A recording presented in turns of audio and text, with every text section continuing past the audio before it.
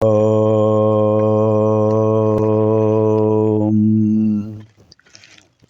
శ్రీ గురుభ్యో నమః. నారాయణం నమస్కృత్య నరం చైవ నరోత్తమం దేవీం సరస్వతీం వ్యాసం తతో జయముదీరయేత్. ఆదౌ దేవకి దేవి గర్భజననం గోపీగృహే వర్ధనం మాయాపూతన జీవితాపహరణం గోవర్ధనోద్ధారణం కంసచ్ఛేదన కౌరవాదిహననం కుంతీసుతాన్ పాలనం ఏతద్భాగవతం పురాణకథితం శ్రీకృష్ణలీలామృతం. ఓం క్లీం శ్రీకృష్ణాయ గోవిందాయ గోపీజనవల్లభాయ నమః. ఓం క్లీం శ్రీకృష్ణాయ గోవిందాయ గోపీజనవల్లభాయ నమః. ఓం క్లీం శ్రీకృష్ణాయ గోవిందాయ గోపీజనవల్లభాయ నమః. ఓం క్లీం శ్రీకృష్ణాయ గోవిందాయ గోపీజనవల్లభాయ నమః. ఓం క్లీం శ్రీకృష్ణాయ గోవిందాయ గోపీజనవల్లభాయ నమః. ఓం క్లీం శ్రీకృష్ణాయ గోవిందాయ గోపీజనవల్లభాయ నమః. ఓం క్లీం శ్రీకృష్ణాయ గోవిందాయ గోపీజనవల్లభాయ నమః. ఓం క్లీం శ్రీకృష్ణాయ గోవిందాయ గోపీజనవల్లభాయ నమః. ఓం క్లీం శ్రీకృష్ణాయ గోవిందాయ గోపీజనవల్లభాయ నమః. ఓం క్లీం శ్రీకృష్ణాయ గోవిందాయ గోపీజనవల్లభాయ నమః. ఓం క్లీం శ్రీకృష్ణాయ గోవిందాయ గోపీజనవల్లభాయ నమః. ఇదానీం వయం సర్వే శ్రీమద్భాగవత మహాపురాణే మోక్షపురాణే తృతీయస్కంధే పంచమాధ్యాయే ప్రవేశామः.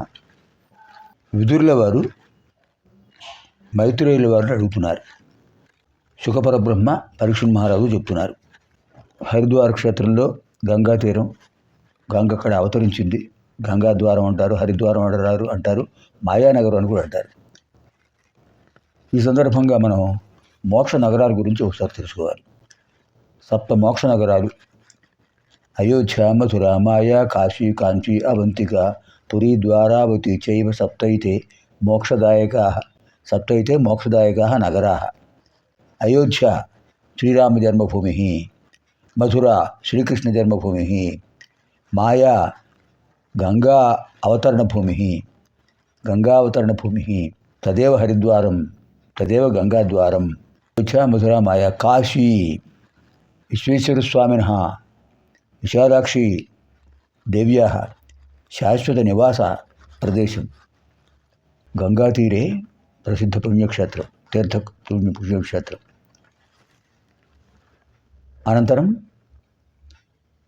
కాంచీ, విష్ణుకంచి, శివకంచి, కాంచీక్షేత్రం, ఏకాంబరేశ్వర స్వామి. కాశీ, కాంచీ, అవంతిక, మహాకాళి, మహాకాళేశ్వర. పురీ, ద్వారావతి శ్రీకృష్ణ పరమాత్మనః నిత్య నివాస స్థలం, అద్యాపి. సప్తైతే మోక్షనగరా. అటువంటి హరిద్వార క్షేత్రానికి విదురుడు వెళ్ళాడు. గంగా తీరంలో ఆశీనులై ఉన్నారు మైత్రేయ మహర్షి. ఆయనకు నమస్కారం చేశాడు. మహర్షి, మీ దర్శనం నా పూర్వజన్మ పుణ్యఫలం. నాకు కొన్ని సందేహాలు ఉన్నాయి. మిమ్మల్ని అడగమని ఉద్ధవుల వారు చెప్పారు నాకు. గోబ్రాహ్మణ హితాయ భగవాన్ అనేక రూపాన్ని అధారయత్ అని చెప్పారు. గోబ్రాహ్మణ హితం కోసం, సాధు సజ్జన సంరక్షణ కోసం అనేక రూపాలు పొందారు శ్రీ మహావిష్ణువు అని చెప్తుంటారు కదా. ఆ విశేషాన్ని నాకు తెలియచేయండి అన్నారు. వేదవ్యాసుల వారి మిత్రులు కదా ఆయన. వేదవ్యాసుల వారి మిత్రులు మైత్రేయ మహర్షి. వేదవ్యాసుల వారి అంశతో జన్మించిన వారు విదురుల వారు. సామాన్యమైన ఇద్దరు మహానుభావులే. ఆయన అంటున్నారు, నాయన, భగవంతుడి యొక్క లీలా విలాసాలు అనిర్వచనీయములు, అచింత్యములు, అనూహ్యములు. వేదవ్యాసుల వారి యొక్క అనుగ్రహంతో జన్మించిన వాడివి, నీకు నేను వేరే చెప్పాలా? శ్రీకృష్ణ పరమాత్మను దర్శించిన వాడివి. నీవు, నీ భార్య రత్నమాల ఇద్దరు కూడా పరమాత్మ యొక్క భక్తులు. ఇక్కడ నువ్వు గ్రహించవలసింది ఒకటే విషయం. దృశ్యం, దృష్టి, ద్రష్ట మూడు పరమాత్మయే. దృశ్యం కనిపించేది, ద్రష్ట చూసేవాడు, దృష్టి చూడటం, చూసేవాడు చూపు, చూడబడేది, మూడు కూడా పరమాత్మక రూపాలే. ఇంకా ఇక్కడ మనం ఆధ్యాత్మిక ఆది భౌతిక ఆది దైవిక తత్వాన్ని గురించి ఒకసారి తెలుసుకోవాలి. ఆత్మ అంటే ఏమిటి? నేను. అధి ఆత్మ. నా యందు ఉన్న విషయాలే అధ్యాత్మము. అధి అంటే సప్తమి, అందు అని అర్థం. అధి ఆత్మ. ఆత్మయందున్నవి అధ్యాత్మములు. ఏమిటి ఆత్మలో ఉన్నవి అంటే, ఈ ఆత్మ అంటే దేహం. దేహి ఆత్మ. దేహి దేహంలో ఉన్నాడు కనుక దేహం కూడా ఆత్మతో సమానమే. దేహి వల్లనే కదా దేహం పనిచేస్తుంది. ఇందులో ఏమేమి ఉన్నాయి? పంచ జ్ఞానేంద్రియాలు, పంచ కర్మేంద్రియాలు, మనస్సు, ఏకాదశ ఇంద్రియాలు. పంచ జ్ఞానేంద్రియాలు కనిపిస్తుంటాయి, పంచ కర్మేంద్రియాలు కనిపిస్తుంటాయి, మనస్సు కనిపించదు, అంతరింద్రియం.